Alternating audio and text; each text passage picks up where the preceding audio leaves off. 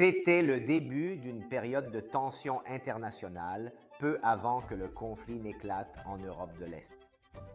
Un homme, l'un des plus grands acteurs du marché immobilier letton, se retrouva soudainement au centre d'une affaire obscure.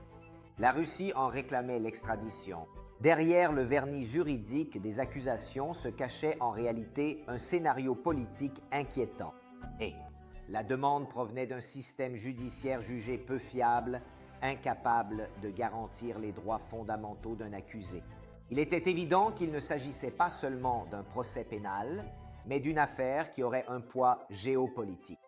La procédure d'extradition, par nature, se joue sur deux fronts, le front juridictionnel et le front politique. Et c'est précisément dans cette zone frontière que j'ai décidé d'intervenir. La dialectique à l'audience ne suffisait pas, les mémoires déposées au tribunal non plus.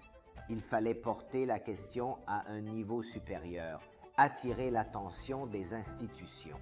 J'ai personnellement écrit à la ministre de la Justice, Marta Cartabia.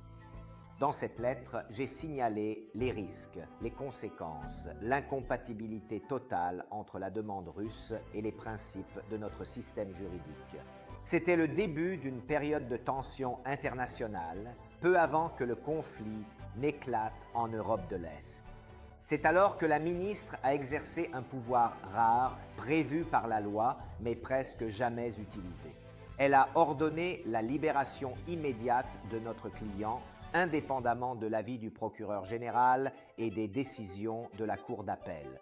Ce choix fut extraordinaire. Un homme qui risquait d'être livré à un destin injuste a été libéré et la nouvelle a fait le tour du pays. L'ANSA, les journaux, les unes racontèrent une histoire qui montrait comment parfois le droit peut s'entrelacer avec la politique et ensemble défendre la liberté. Ce fut l'un de ces moments où la justice ne reste pas confinée dans les salles d'audience mais devient histoire.